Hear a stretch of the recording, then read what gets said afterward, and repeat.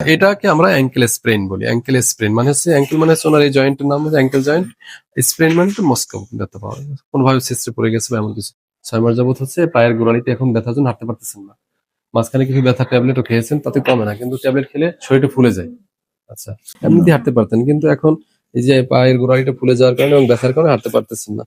আমি বললাম যে কোনো সময় যে একটু মোচড় খেয়ে পড়ে গেছেন কিনা, বা এরকম যদি হয়, অনেক সময় কিন্তু মস্কা ব্যথা পায়, তখন এরকম ফুলে গেলে এরকম ব্যথা হতে পারে। এমন কিছু মনে পড়ে না আপনার, তাই না? না। আচ্ছা। একদিন কাজ করছি অনেক হ্যাঁ, ওই কুড়ো গুছাইছি হ্যাঁ। অনেক সারাদিন আর কি, আচ্ছা। ধরুন 50-60 একটা কুড়ো গুছাইছি এবং বাইন্ধে দিছি, জায়গায় দিছি, তা ওই জন্য পরিশ্রম বেশি হয়েছে। ওই দিন থেকে এরপর থেকেই ব্যথা। এই ব্যথাটা হয়েছে। তাহলে হিস্ট্রি কিন্তু আছে, দেখছেন? হ্যাঁ, ওই দিন সারাদিন কাজ করছেন। হ্যাঁ, ওই সময় হয়তো কোনো একটা আঘাত পেয়েছেন বা কিছু। কোলায় উঁচু ঢালা তো, হ্যাঁ, হয়তো এই কোলায় হাঁটাহাঁটি করা লাগছে না? ধরেন কোলাই আর কি সব কিছু। তখন একটা ছেঁচড়ে পড়ে যেতে পারে, তাই না? কারণ এটা মস্কা ব্যথা। তো এটার জন্য শুধু ব্যথার ট্যাবলেট খেলে অনেক সময় যায় না, এর সাথে আরো কিছু ট্রিটমেন্ট প্রয়োজন আছে। আর এর সাথে আমি একটু দেখবো এক্সরে করে যে আসলে কোথাও কোনো ফ্র্যাকচার বা কিছু আছে কিনা। তারপরে ট্রিটমেন্ট দিয়ে আশা করি ইনশাল্লাহ সুস্থ হবেন। ঠিক আছে বাবা? এখন আপনার মোটামুটি আমরা ক্লিয়ার যে কোনো ফ্র্যাকচার নেই, কিছু নেই।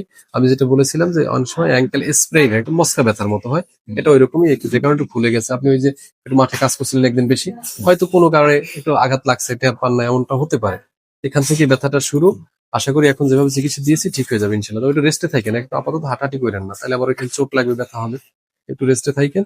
আর এখানে যে ট্রিটমেন্ট দিয়েছি এটা আল্লাহ নামে শুরু করে দেন, ইনশাল্লাহ ঠিক হয়ে যাবে।